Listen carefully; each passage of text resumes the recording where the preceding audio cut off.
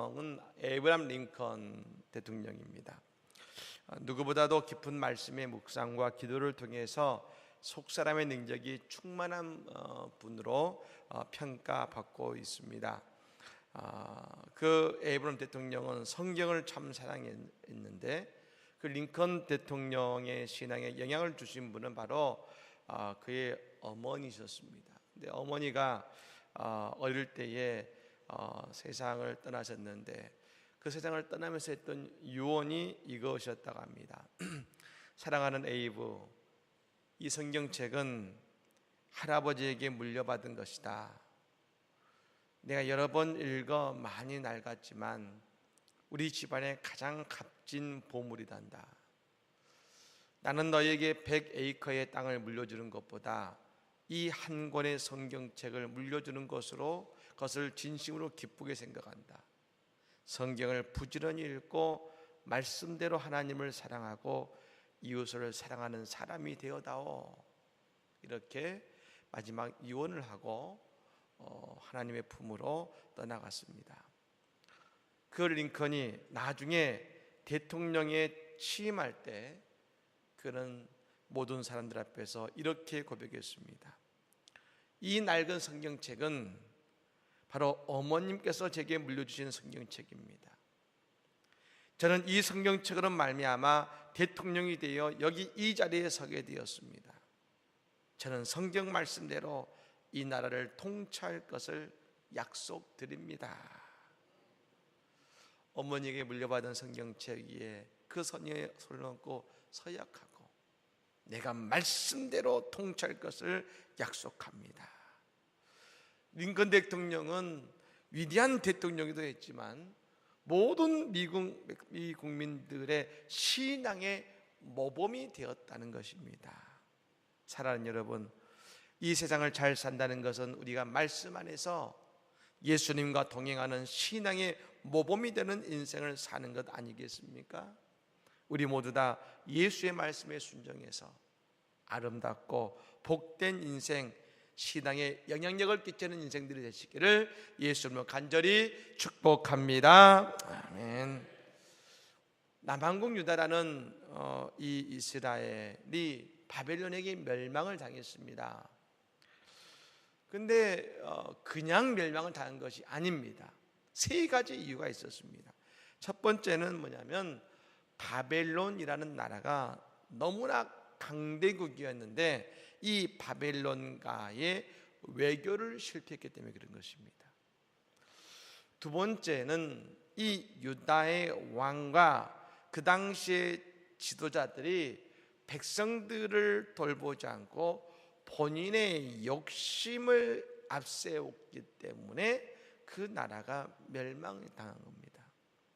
세 번째는 무엇보다 가장 중요한 것이 있죠. 그들은 하나님의 백성이고 하나님의 성전을 지키고 성전에게 예배할 그들이 우상을 섬기고 하나님의 신앙을 저버렸을 때에 남한국 유다는 멸망당한 것입니다.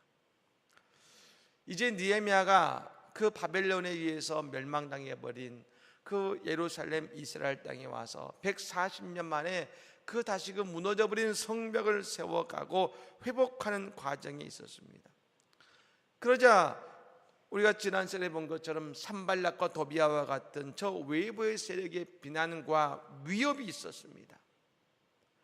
근데 그 위협을 온 국민이 함께 칼을 차고 창을 손에 들면서 그 성벽을 계속해서 쌓아가면서 외부의 위협을 지켜내고 이겨내었습니다.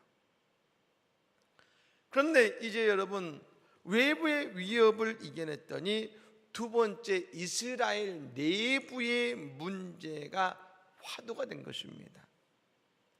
그것은 이것이었습니다. 왕에게 내야 되는 과도한 세금과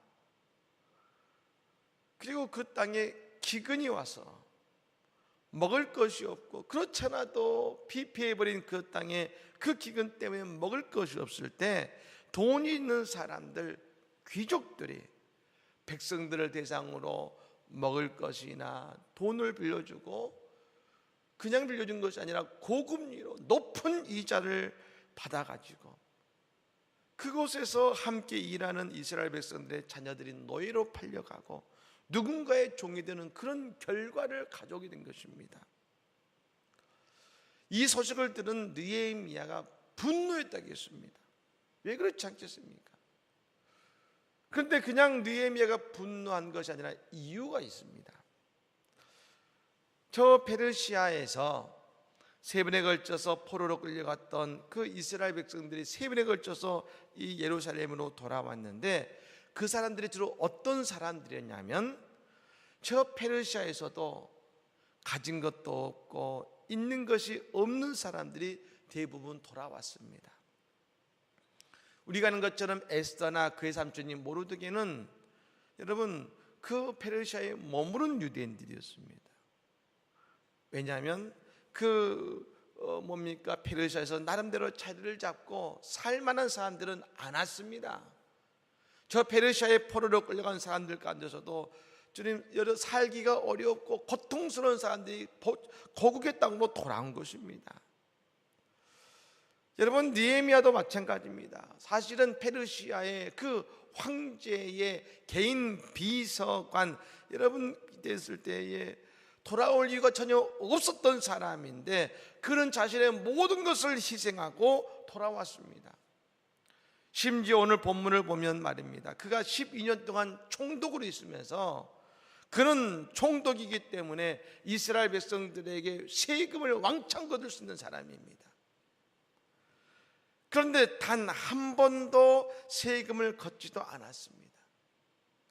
그에게는 그가 지켜야 될 병사들도 있었고 그 민장들 150명의 지도자들과 여러 이방 민족들을 또한 사람들을 거느리고 있었는데 그들을 먹여 살리기 위해서는 뭐가 필요했냐면 그 세금을 거둬야 되는데 단 한 번도 세금을 거두지 않고 그 모든 사람들의 먹을 것, 자는 것, 입을 것을 다 느헤미야가 본인 돈으로 다 낸 것입니다.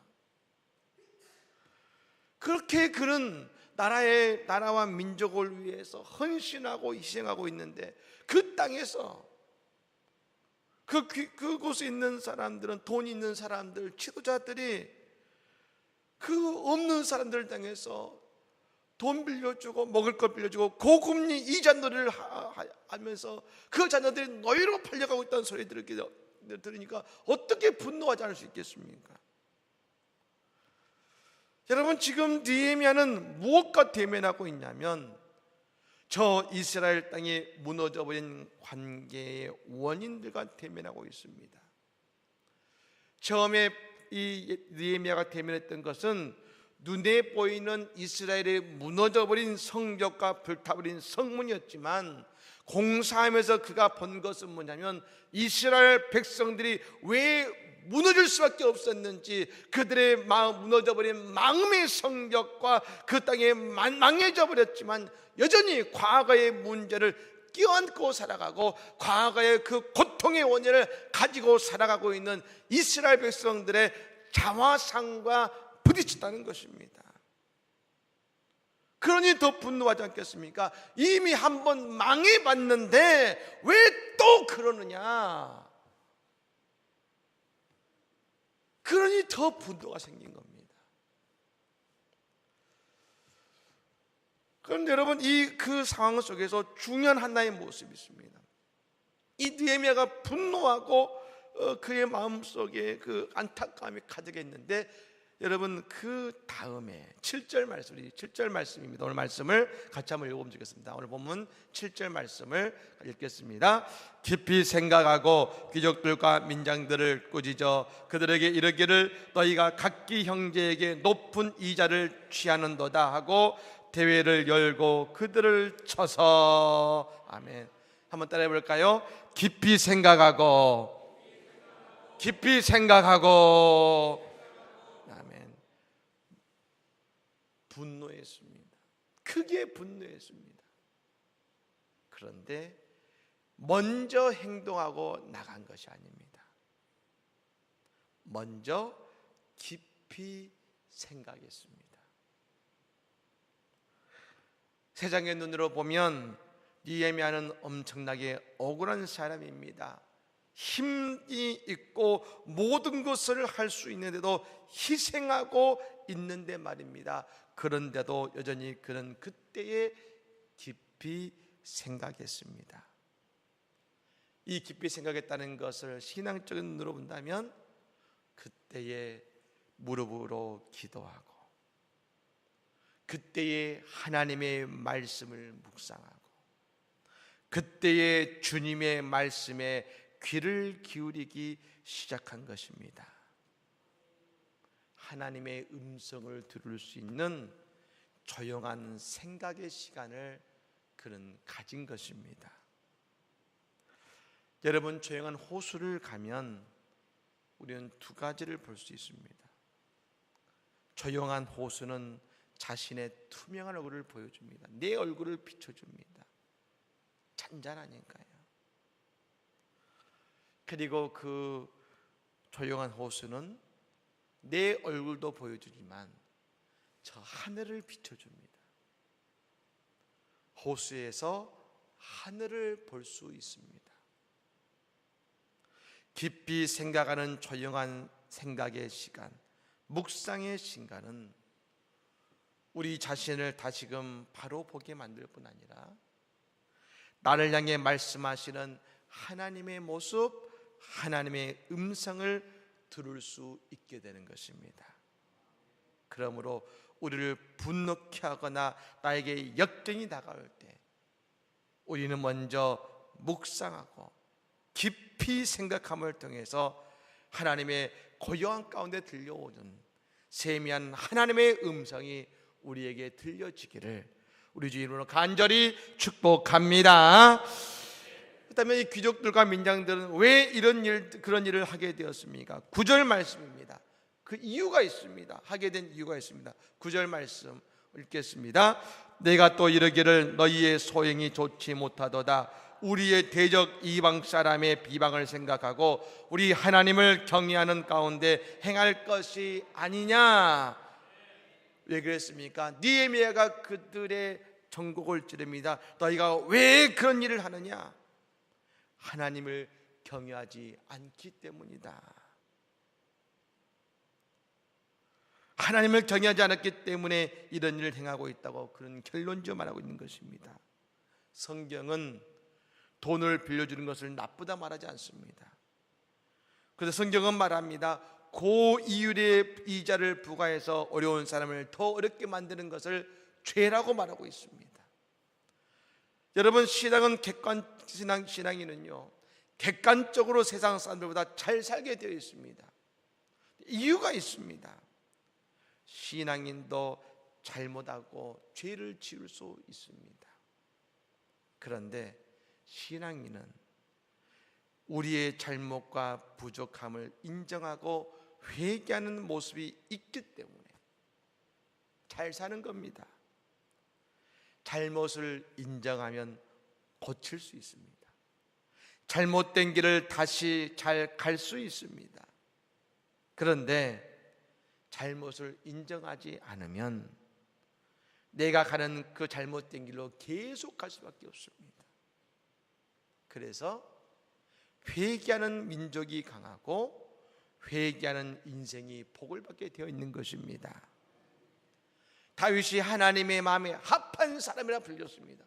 다윗은 내 마음에 합한 사람이다. 왜요? 다윗이 죄를 안 지었어요. 다윗에게 부족함이 없었어요. 다윗 하는 것이 모두가 다 하나님의 마음에 맞았습니까? 아닙니다.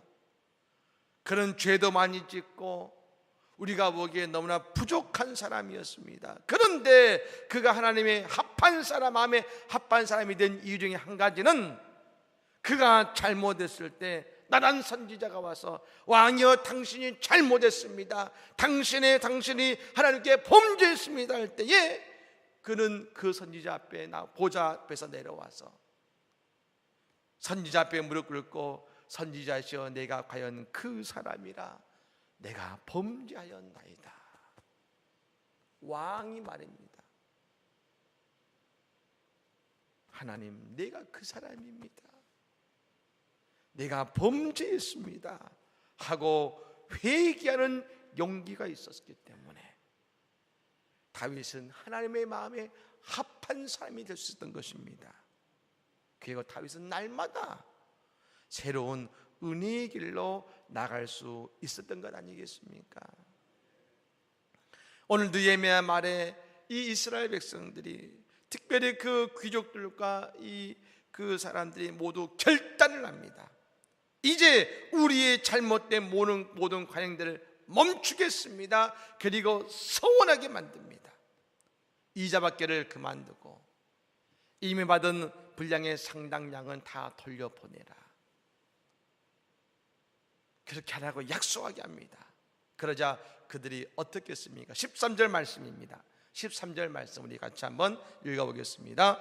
내가 옷자락을 덜며 이르기를 이 말대로 행하지 아니하는 자는 모두 하나님이 또한 이와 같이 그 집과 산업에서 털어버리실지니 그는 곧 그렇게 털려서 빈손이 될지로다 하며 회중이 다 아멘하고 여호와를 찬송하고 백성들이 그 말한 대로 행하였느니라. 아멘. 그 백성들이 아멘했다고 했습니다. 오늘 성경은 근데 여러분, 이 구절이 놀라운 구절이고 우리에게 소중한 구절이 됩니다. 여러분, 아멘한 백성들이 아멘했다고 했습니다. 그러면 아멘한 사람들이 누구였을까요? 돈을 빌려 쓴 사람들이 아멘했을까요? 오늘 여기서 아멘한 백성들은 그 앞에서 말하고 있는 귀족과 민장들입니다. 돈을 빌려준 모든 사람들입니다. 하지만 이제 그들은 서원하고 아멘하는 그들의 모습인 것이죠. 그런데 성경은 말입니다, 하나님의 말씀은 여러분 다 그곳에 의미가 있는 것입니다. 그 아멘하는 그들을 향해서 성경은 뭐라고 말하고 있느냐?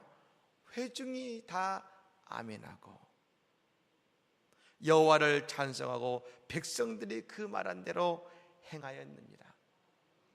그 앞에서는 그들을 뭐라고 말하는지 아십니까? 귀족과 민장들이라고 말하고 있는데 오늘 그 말씀 앞에 아멘하는 그들에게는 회중들이, 백성들이 오늘 하나님의 법 안에서 회개하고 서원을 행하는 자들을 성경은 말합니다. 회중, 그들은 누굴 말합니까? 하나님의 성도. 백성, 그들은 누구를 말합니까? 하나님의 백성. 그들이 그 땅에서 과거의 잘못에 여전히 잘못하는 인생을 살아가고 그 백성들의 고통을 주었을 때는 그냥 귀족과 민장으로 불렸는데 오늘 그들이 자신의 잘못을 회개하고 이제는 그러지 않겠습니다. 서원하면서 그 앞에서 아멘 할 때에 그들은 어떻게 바뀌어지느냐? 하나님의 성도요, 하나님의 백성이라고 오늘 성경은 그들을 부르고 있는 것입니다. 그들의 신분이 바뀌어진 것이지요. 즉 야곱이 전에는 속이는 자고 발목을 잡는 자였는데 이제 하나님이 그를 사용하실 때 너는 이제 야곱이 아니다, 이스라엘이다. 하나님과 겨루어 이긴 자, 하나님의 백성이라는 이스라엘이 된 것처럼 말입니다. 이제 그들은 더 이상 고통을 주는 자들이 아니라 하나님의 이들을 새로운 주님의 백성으로, 주님의 예배자로 오늘 인정하고 계시더라는 것입니다. 그렇습니다. 우리도 하나님 앞에서 어떤 연약하고 죄된 모습이 있습니까? 이 다니엘 특별 설교들을 통해서 우리가 성도이면서 하나님의 백성인 줄기를 간절히 축복합니다. 200년 전에 영국의 폭력배로 살았던 로버트 로빈슨이라는 사람이 조지 휘필드라는 유명한 부흥사 목사님의 설교를 읽고 회개했습니다. 그리고 신앙의 시를 쓰기 시작했는데 그러다가 과거에 그와 함께 지내던 친구들의 유혹 때문에 다시금 교회와 신앙을 떠나게 되었습니다. 근데 어느 주일 아침에 밤새 놀다가 그 아침에 런던에 거리를 걷고 있는데 갑자기 마차 한 대가 그 앞에 딱 섭니다. 그러더니 문이 열리더니 그 안에 있던 귀부인이 그런 말합니다. 교회 가십니까? 하나님의 사람은 얼굴에 나타나는 것 같습니다. 교회 가십니까?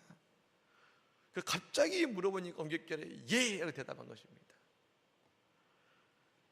그러자 그 마차에 타고 있던 그 기부인이 마차를 타시지요. 그 엉겹결에 탄 것입니다. 그리고 타서 그 안에서 통성명을 하기 시작한 겁니다. 그때 이 사람이 말합니다. 자기가 로버트 로빈슨입니다. 그때 부인이 깜짝 놀랍니다. 아니, 제가 알고 있는 그 시인 로버트 로빈슨이 맞습니까? 하면서 이 로버트 로빈슨이 회개하고 하나님께 돌아왔었을 때 지었던 시, 그것을 찬양으로 불러줍니다. 복의 근원 강림하사 찬송하게 하소서. 이 찬양을 불러줍니다. 당신이 이 아름다운 찬양의 시를 지은 로버트 로빈슨이 맞습니까? 그러자가 그 로빈슨이 말합니다. 예 부인, 제가 맞는데요, 제가 지금 사실 한동안 신앙을 떠나서 죄 가운데 있습니다 라고 고백하자 그 기부인이 빙긋 웃더니 선생님이 이 시 3절에 이렇게 쓰셨잖아요. 주의 귀한 은혜 받고 일생 빚진 자 되네. 주의 은혜 사슬 되사 나를 주께 매소서.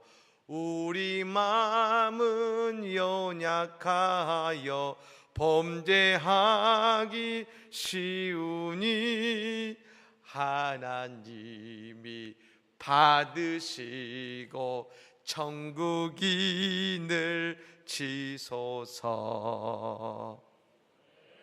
선생님, 우리 같이 교회 가서 공개적으로 회개하시고 선생님의 인생에 천국의 인을 치시고 새 삶을 결심하시지요. 그날 로버트 로빈슨은 교회에 가서 사람들 앞에서 공개적으로 회개하고 이제 나는 예수 안에 거하는 복된 인생이 되겠습니다 고백하고 그런 영국의 위대한 신앙의 스승이 되었다는 것입니다. 사랑하는 여러분, 우리에게 회복되어야 될 모습이 있습니다. 이제 버려야 할 것들은 버리고 예수의 보혈의 은혜 안에서 다시금 새롭게 일어서시기를 바랍니다. 우리의 인생에 무너진 성벽뿐 아니라 우리의 무너진 마음의 성벽도 다시 굳건하게 세워지는 은총을 누리는 이 복된 시간들이 되시기를 우리의 구원자이신 예수님의 이름으로 간절히 축복합니다. 아멘. 우리 찬양하겠습니다.